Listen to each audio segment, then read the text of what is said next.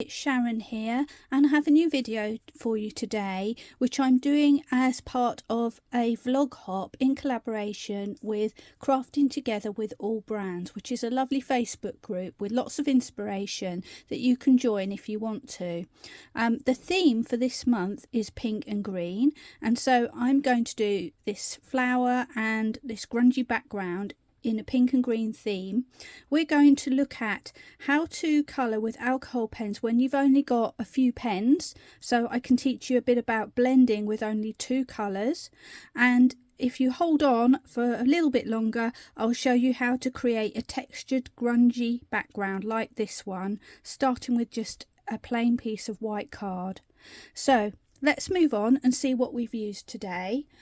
For my bold flower I've used a woodware collection stamp, which you can see here, and it is called Dahlia Sketch JGS 761, and that's by Jane Gill. And the reason I've chosen it is because it's got lovely big areas to get going with our colouring. I've used some stamps as well to create my textured background, also from woodware. So I've got this one here, which is called Speckled Textures FRS 975, and a smaller one which is called Circles FRM 055. Now you don't have to use any of these. There are lots of stamps on the markets with big bold flowers, and equally there are lots of stamps out there with textures, so you can use whatever you've got to hand. And finally, for my little sentiment, I've used a Crafter's Companion sentiment set, which you can see here, which is a bunch of lovely different words that you can cut out. Again, if you can't find this one, there are quite a few similar things. You just want something that's a fairly small sentiment that you can cut out with your scissors. And finally, you'll notice I've got a lovely jagged edge to my matting. This is a die cut nesting die from Carnation Crafts. So again, if you look on their website you'll be able to find something very similar to this if you like it, or otherwise you can just do plain squares. So I'm going to be using my Ohuhu pens today for this, and what I've done just to save time is I've already stamped out my image, and I've used a Memento ink pad, which is a dye based ink pad, because I'm going to be using alcohol pens to do my colouring in. So I'm going to begin, as promised, to show you how I do some blending with just two pens as opposed to 3 or 4. So this is really handy if you are a person who is only just starting your collection of alcohol pens and you don't have too many to hand. So I've picked 2 pens from my Ohuhu Honolulu set, which are brush markers, and I have gone for RV030 and RV080. And as you can see, I know you can't go by the lid specifically, but there's quite a big difference between the colour tones. So to begin with, we're going to just use one petal at a time. And let's start with the smallest, because the smallest is always the least intimidating. I'm just going to give a coating of pink on that inside leaf, trying to avoid those little stamens in the middle if I can, but if I can't, it really doesn't matter. And you can see that because I've got a brush pen, it's covering nice and quickly, so that's the advantage there. I'm then going in with my dark colour, and I'm going to add some shading, and you can see this is like a pretty bright colour, but strangely it does dull off when it dries. I'm not quite sure why that is. So I'm just adding some dark area at the bottom, and then just doing some interesting sort of shapes around the edge. And now I'm going to actually fade that out a little bit, which kind of artificially creates my mid-tone, and it also blurs the edges a bit. And the way I'm doing that is simply by colouring over the whole lot of that dark colour with my pale pen. But what I'm trying to do is leave an area in the middle so that I've got even more highlight, because what will happen when you layer more than one colour of one pen, you will get different depths of shade. So I don't know if you can see, but there's a tiniest pale bit in the middle there, which is just what we're looking for. I'm now going to leave that to settle for a bit, and move on to my next petal and do exactly the same process. So the nice thing about these is you can draw a nice bold line around the edge and then just fill in the middle. A bit like, I don't know if you've seen those what they call kawaii colouring books, where people do lots of bold colouring on very simple images. It's almost like that. So back to my darker colour, and again I'm just going to add some interest, and I'm not going right to the edges, I'm just going to bring some flourishes inwards almost, so that it looks like the petals curling a little bit. And I'm going to dot in the middle here as well. There we go. And then with my light pen, I'm going all the way over the top, and it's instantly fading it and blurring it. Hopefully you can see that happening on the camera. Round we go again. So although this is a big stamp, you can actually do this quite quickly really. And of course, if you preferred, you could stamp with a VersaFine ink and do something with watercolours instead.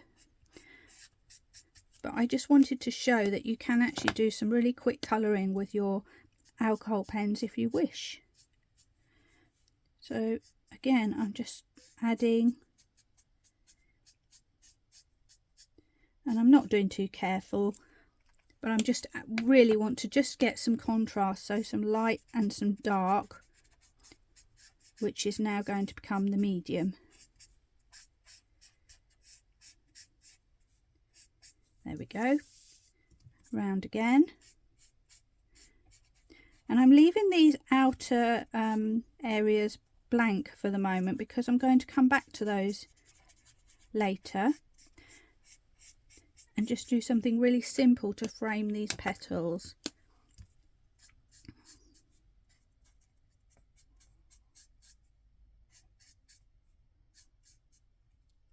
There, I've done something totally different on that leaf. Back to my pail.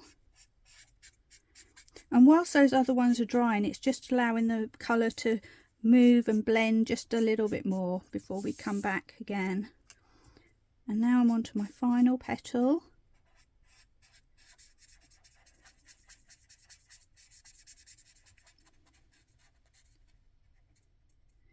And I'm just filling in that area in the middle as well, just so that we've got, I don't want it to look too stencilish.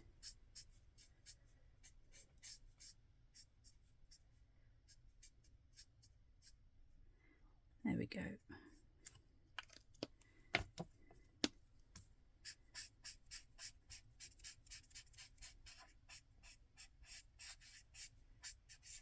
So we've worked our way all the way around, and we're now back to our original petal, and you can see that once it dries it kind of goes a darker shade of pink, which is quite nice.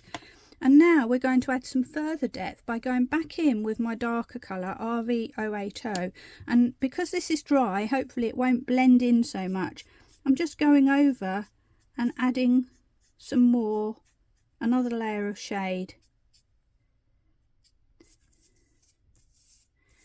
And I'm going to carry this on all the way round. I'm not colouring over the whole lot.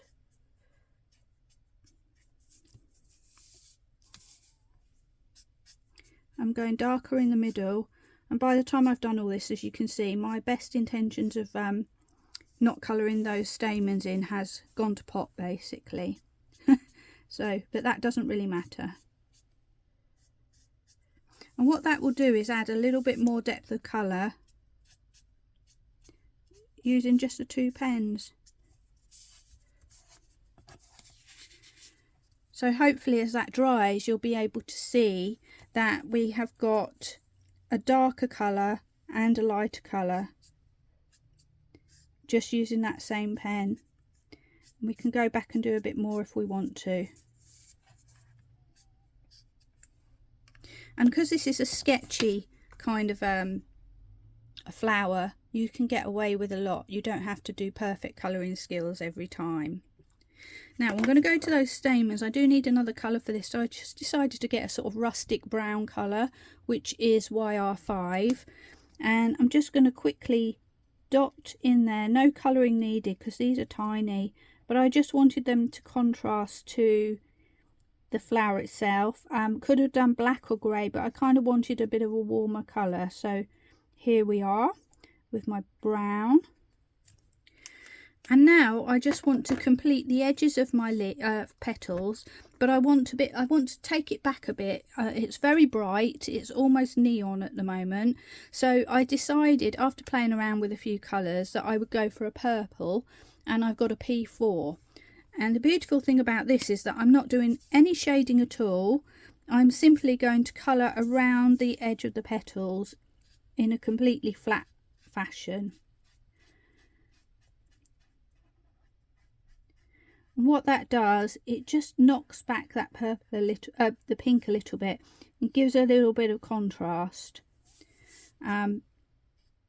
Because otherwise we will lose this flower in amongst our background, so we don't want to do that.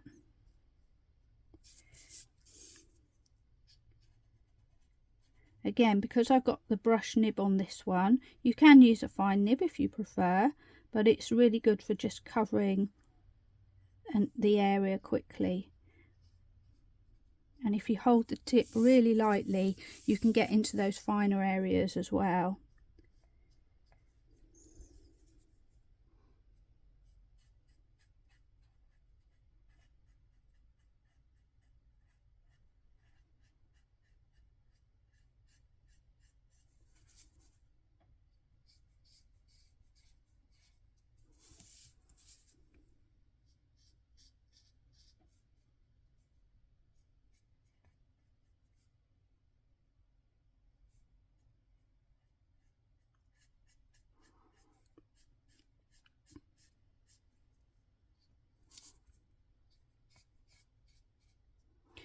So that's the flower all done.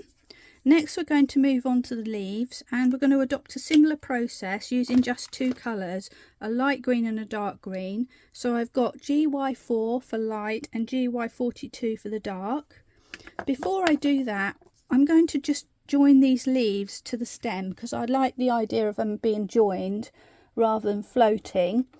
And to do that, I'm just going to use a fine liner pen. This is a 0.3. And I'm just going to join up the edge of those leaves and then bring the stem into the main stem in a sort of pleasing fashion. And if I feel like it's too much of a transition, I can just add a little bit of extra squiggles. And then we've got this one here. Just going to join that up. And now all of our leaves are joined. I've smudged that one a little bit, but it really doesn't matter. And we're ready to go in and colour our leaves. So with my light colour, the first thing I'm going to do is draw down the stem in a thick line like that. And then I'm going to take my dark colour and just add some dark highlights top and bottom.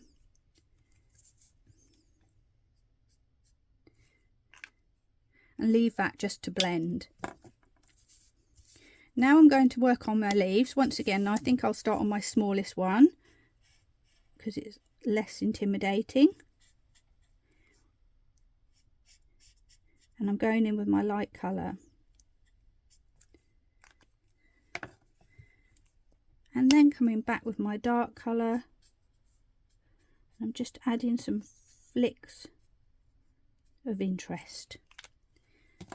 Back to my light colour, colouring over the top. And then we'll leave that alone to blend for a moment. I'm going to go onto this one, feeling braver now, so I'm going on to my biggest leaf.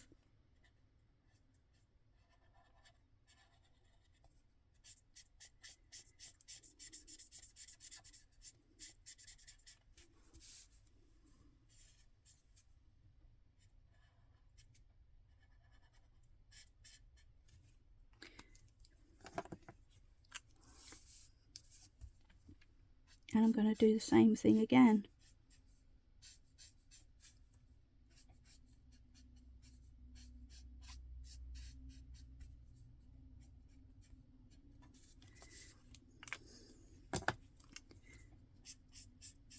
And go right over the top. And you can see when you look at this that the difference between these two colours is quite, you know, marked. So you really are going from one extreme to another. But because this is a sketchy kind of a flower, it really does work. Oops, I picked up my wrong pen there. Never mind, doesn't matter. Because I'm going to go over with the light and it will start to fade out anyway. I'll just give it a bit of extra. There we go. And actually that looks quite nice. There we go. Now I'm also just going to go back over my stalk a little bit just to soften that change.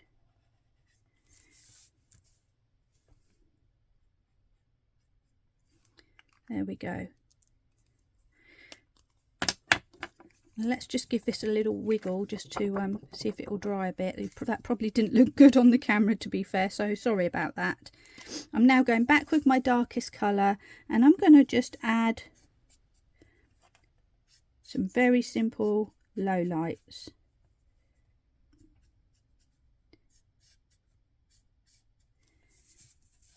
And we'll leave those to do their thing. So the next thing that's going to happen is I'm going to cut out my flower, fussy cut it, leaving a slight border around the edge so that it will help it raise from the background we're going to create. If you want to know more about tricks for fussy cutting, I have got a separate video in my quick paper crafting lessons section, which you'll find in the playlist, but I'll also link to that video below. So I'm just going to pause while I cut out our flower, and then I'll be back to continue with creating our grungy background. So now I've finished cutting out my flower and we're going to move on to creating a background, and for this I'm going to use some distress ink and those texture stamps that I showed you previously. Now, because I'm going to be dealing with texture here, I'm not worried about a perfect stamp on every occasion. As you can see, this is a very splotchy sort of stamp. It's meant to be textured. So I'm actually going to use an acrylic block and stick my stamp on there rather than a stamping platform this time. And that's really good for this kind of technique because it's much easier to move this around than to keep cleaning and repositioning a stamp on your stamping platform. So this is one of those occasions when a block really would be better.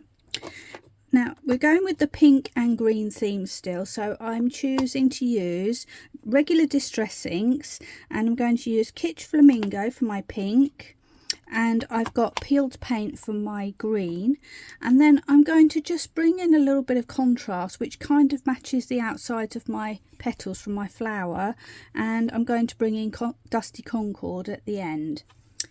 So let's begin. I'm going to start off with my pink, and I'm basically going to add ink onto my stamp. Now, because there is water involved in this ink pad, it will look splotchy. It won't give a smooth kind of a finish, and that's okay because we want to have that texture there.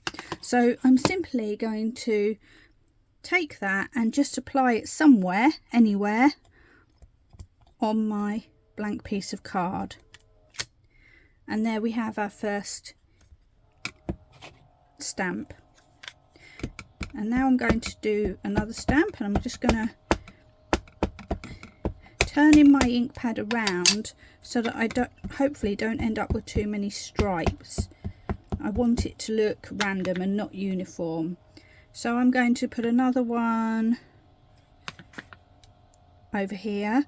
I think I'm going to make this one less busy than my previous one, but we'll see. You can never quite tell how it's going to turn out. I'm going to ink up some more, and I'm going to add a little bit just going off the edge again. So just got a little taster, and maybe I'll just do a little bit up here as well. And I'm going to leave it there for my pink. So I just need to clean that off because I don't want to end up with a muddy brown colour. So I'm just going to take a second to wipe that excess ink off with a damp cloth. And I'm going to use exactly the same stamp, and I'm going to go in with my green, my peeled paint this time. And this one I'm going to just rub so that I get a slightly different texture, and I'm going to crisscross over. And each time I do this, I can either do it exactly the same as my previous one, or I can make it a little bit different.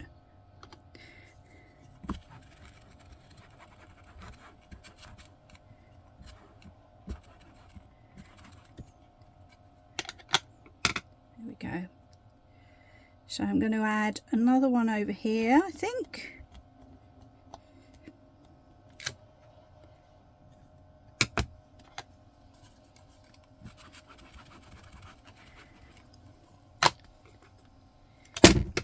Oops, nearly dropped it then.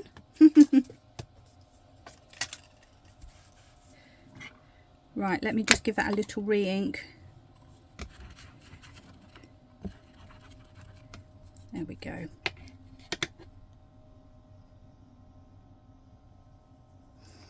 And where shall I put this one? This one I'm going to do at the side. And I'm going to just finish off with something down here, but I haven't quite decided what. There we go. Let's do that. Okay, so that one looks a little bit different to my previous version that I did, and that's fine. It's supposed to be individual. I'm just going to clean off my stamp, and we're about finished with that one for now. So I'll put that to one side, and now I'm going to come in with some of my smaller stamps. And first of all, I think I will pick this little round one in the middle. Actually no, I'm going to pick one of the bigger ones. Which one shall I go with? Perhaps this one that looks like bubble wrap. And once again I'm going to apply to an acrylic block. This time I've got a round one which has got a groove on the edge, so it's nice and easy to hold and to twist around.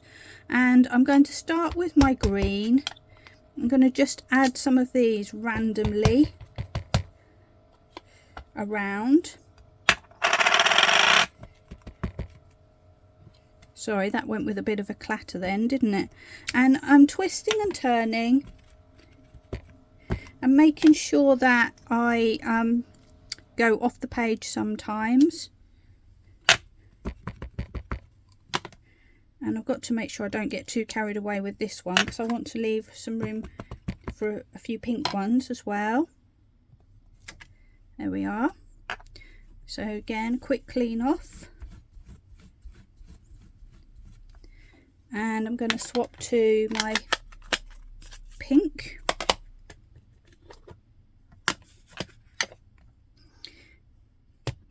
And I'm just going to do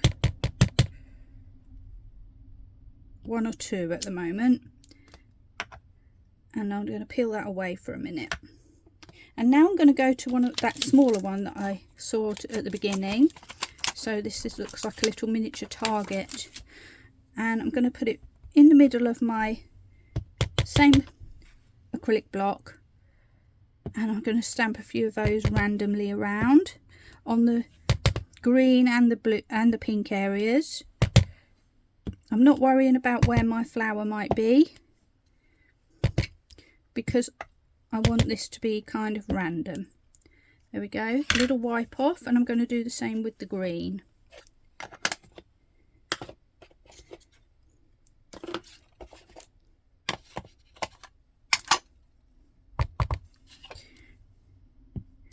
And when you look at this, you'll see that probably you get that feeling that you just need to have something to break up that colour a little bit. So that's where the purple comes in.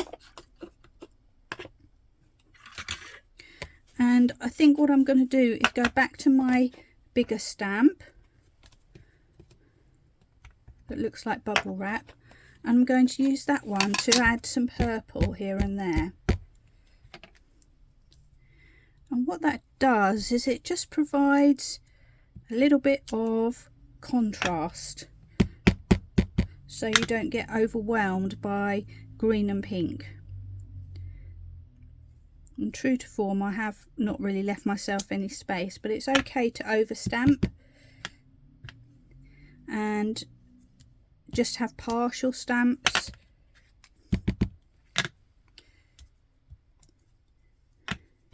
I'm not even really looking where I'm placing these, to be fair. I'm just adding them in randomly, and now I'm doing a bit of second generation as well. So there we have our grungy background. What I want to do now is I'm just going to bring the eye more to the centre by using my peeled paint ink and a blending brush just to edge this piece of work. So I'm just coming in ever so slightly on the edges. And if you liked, you could doodle around the edges as well if you wanted to.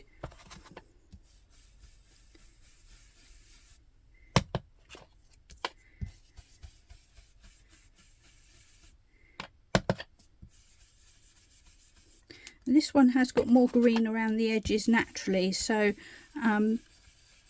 you don't see so much of this green blending, but that's fine. Again, every one comes out a little bit different.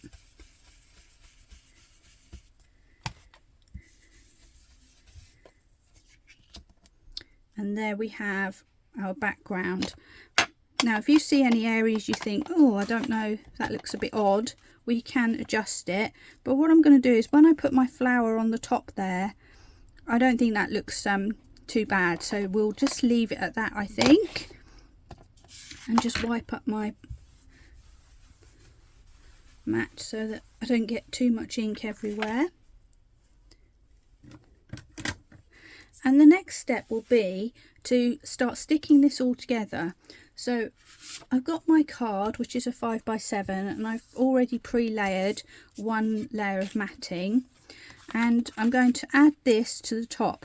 Now there's no top or bottom to this particularly, so we can sort of play around and think, does it look better this way or does it look better the other way? And I think I do prefer the other way, to be fair. So I'm going to just glue my piece of card on.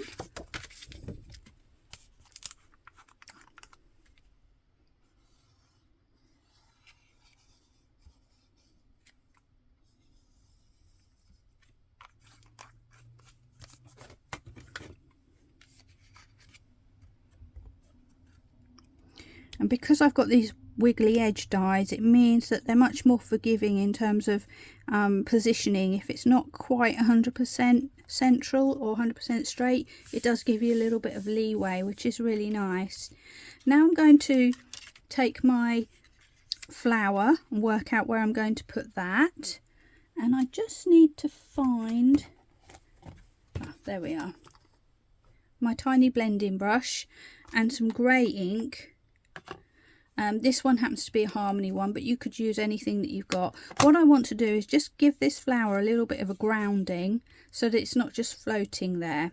So I'm going to have it roughly there, and you'll notice I'm positioning it so it kind of goes over the edge of my border. I want it to kind of look quirky and stick out a little bit, so that's what I'm doing there. And that means my flower base, or the ground, is going to be just around about here. So I'm going to just pick up some of this ink, lift that up and just start brushing from side to side and fading downwards. And if that isn't enough, that will depend on how inky your ink pad is. You can just add a little bit more. Once you've got your baseline in, then you can go ahead and remove your flower. There we go. So now you can see I'm starting to get a baseline there where I can stick my flower and it looks like it's sitting on something. So with that done, we're ready to glue the flower in place.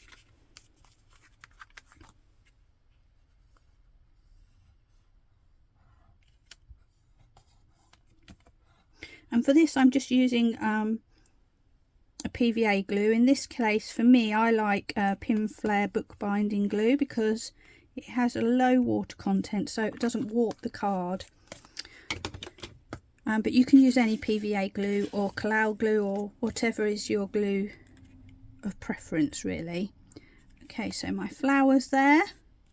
Just stick that down. And then finally I did stamp a couple of little sentiments just because, using my Crafts Companion set.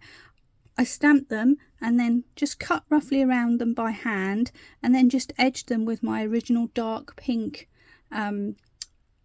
Honolulu alcohol pen just to make them stand out a little bit more. So it just is a case now of positioning them how you'd like them. So I think something like that looks quite nice. So again, I'm just going to stick them on, and I don't have to be a perfectionist about this. They can go sort of just anywhere in that area really, because they're supposed to look like they've just sort of fallen there. There we go. And there we have our final card. So I'll just bring in a little bit of card so that you can see better without the distraction of my glass mat. And there we have a grungy card made with distress inks in the background, a bright and simply coloured flower using minimal amount of pens with some blending techniques, and just a card to say hello to somebody really. So I hope you have enjoyed that, and I look forward to seeing you again next time. Bye for now.